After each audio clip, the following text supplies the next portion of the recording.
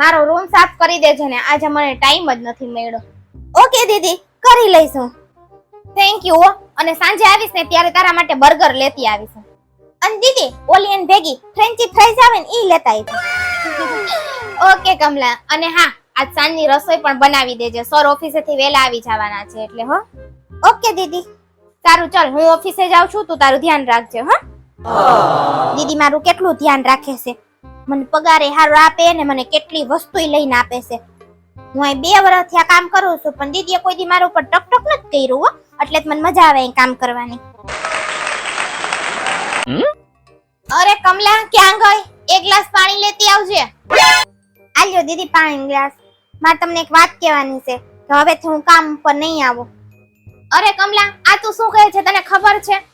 હા દીદી, મારે લગ્ન થવાના છે, તમારે કામ તો મૂકવું જ જોઈએ ને. પણ લગ્ન પછી હું છે ને પાછું કામ ચાલુ કરી દઈશ. હો પણ ત્યાં સુધી હું શું કરીશ કમલા? તને ખબર છે ને કે હું ઓફિસે જાઉં છું તો મને કામ માટે ને રસોઈ માટે કોઈક તો જોઈ ને. હા દીદી મને ખબર છે, પણ 3-4 મહિના હું પાછું કામ ચાલુ કરી દઈશ. 3-4 મહિના હું કેવી રીતે સંભાળીશ બધું? દીદી 3-4 મહિના સુધી કોઈક બીજી કામ વાળીને રાખી લ્યો ને, હું આવી જાઉં પછી એને હટાવી દેજો. ઓકે ચાલ, જોઈ લઉં કોઈક સારી કામ વાળી મળે તો. ઓકે દીદી હું આવી જઈશ, તમે ચિંતા ના કરો. હે ભગવાન, કેટલી કામવાળી જોઈ પણ એકેય હારી નથી લાગતી. બધાય નખરા કર્યા કરે છે. ઓલી ઇમલી હારી હતી, એકવાર એને બોલાવીને જોઈ લો તો કઈ ખબર પડે. દીદી હું આવી ગઈ. અરે આવી ગઈ તું? એક કામ કર, કિચનમાં પાણીપુરી રાખી છે તારા માટે, ઈ ખાઈ લે પછી કામ કરજે. દીદી તમે કેટલા સારા છો, મને બહુ મજા આવી છે તમારે અહીંયા કામ કરીને. અચ્છા ચલ, હવે તો અહીંયા સેટ થઈ ગઈ છે. આમ પણ કમલાએ કીધું તું કે એ આવી જશે. 1 વર્ષ થઈ ગયું હજી આવી નથી, એટલે મને એવું લાગે છે કે હવે તારે જ અહીંયા કામ કરવું પડશે. એનો મતલબ એમ કે તમે મને પરમિનન્ટ રાખી લીધી. હા એમ જ સમજ હવે. ઈ ખુશીમાં હવે હું કિચનમાં જઈને પાણીપુરી ખાઈ લઉં. અરે દીદી હું આવી ગઈ. મેં કીધું તું આવી જઈશ તો તમે મારી હારે આવું કેમ કરી શકો? તું આવી તો નહીં ને?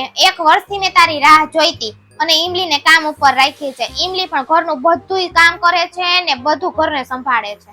હું દીદી ખારું કામ કરે છે. આમ જોવો તો ખરી બધે બાવા થઈ ગયા છે ને તમે હાવ દુબળા થઈ ગયા છો. જમવાનું હારું નહીં બનાવતી હોય કા?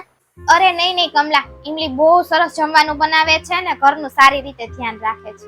હા દીદી હવે તો તમને ઈ જ હારી લાગશે. તમે ભૂલી ગયા આપણે બે બેહીન કેવા ગોપા મારતા. અરે કમલા રો નહીં, હું ઇમલી સાથે વાત કરીશ કે કમલા પાછું કામ પર આવવાનું કહે છે. બસ. હા દીદી કરો વાત.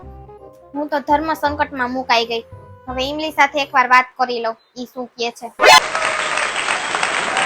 ઇમલી, કમલા અહીંયા કામ પર પાછી આવવા માંગે છે, શું કરું?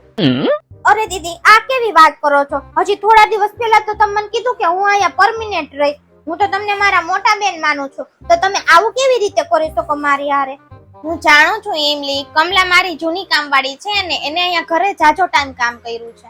હું ખારું કામ કરતી, કિચન કેવું ગંદુ હતું, મેં કેવું સાફ કરી દીધું અને મારા આવ્યા પછી તમે કેવા તંદુરસ્ત થઈ ગયા. હે ભગવાન, હું કેવા ધર્મ સંકટમાં મુકાઈ ગઈ. બે મારા માટે આડાહવડું સેમ જ બોલે છે, કેને કામ પર રાખવું કેને ના રાખવું, શું કરવું? અરે ઇમલી એવું નથી, કમલા મારું બહુ ધ્યાન રાખતી અને મારા ઘરને બહુ સારી રીતે સંભાળતી. હા દીદી હવે તમારી જૂની કામવાળી આવી ગઈ એટલે તમે મને તો કાઢી મૂકો ને.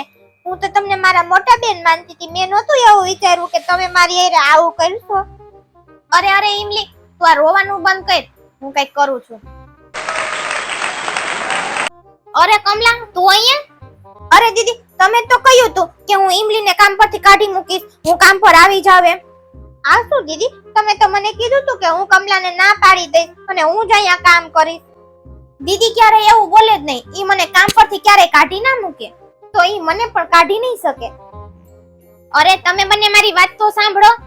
અરે દીદી હું જાણું છું એને, ઈ અહીંયા જબરદસ્તી કામ કરે છે. હું ચાચા તું જબરદસ્તી આવી ગઈ છો અહીંયા કામ કરવા?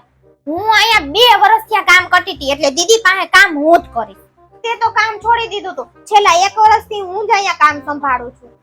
અરે પ્લીઝ તમે બંને ચૂપ થઈ જાઓ. મને બહુ ખુશી થાય છે કે તમે બંને મારા ઘર માટે કામ કરવા માટે રાજી છો. હું તમને બંનેને એક વાત કહેવા માંગુ છું કે મારી ને તમારા સરની જોબ વહી ગઈ છે. હવે જ્યાં સુધી સેલેરી ના આવે ત્યાં સુધી તો હું તમને પગાર નહીં આપી શકું અને તમે આમ પણ મને મોટી બેન માનો છો તો તમે બંને વિચારી લ્યો કે અહીંયા કામ પર કોણ રહેશે. વગર પગારે આટલું બધું કામ કોણ કરે? હું જ ના પાડી દઉં. પૈસા નહીં આપે અને આટલી મહેનત કોણ કરે? ના ના, હું જ ના પાડી દઉં છું. હું જ વઈ જાઉં.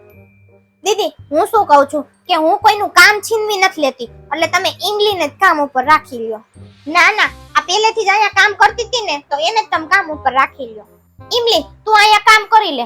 મારે દીદી બીજા 2 ઘરનું કામ છે, તો હું જાઉં છું. હો તો દીદી, હું પણ તમને એમ કહેતી હતી કે મારા લગ્નની વાત આલે જ છે, તો મારે જાવું જ પડશે. તો તમે કોક બીજી કામવાળી રાખી લેજો ને, હું ઈ જાઉં છું. તમે તમારું ધ્યાન રાખજો. હો અરે સાંભળો તો ખરી બંને. હાલો સુનીતા, કાલે કામ પર આવી જજે હો. મારી જે મુસીબત હતી ને એ વહી ગઈ.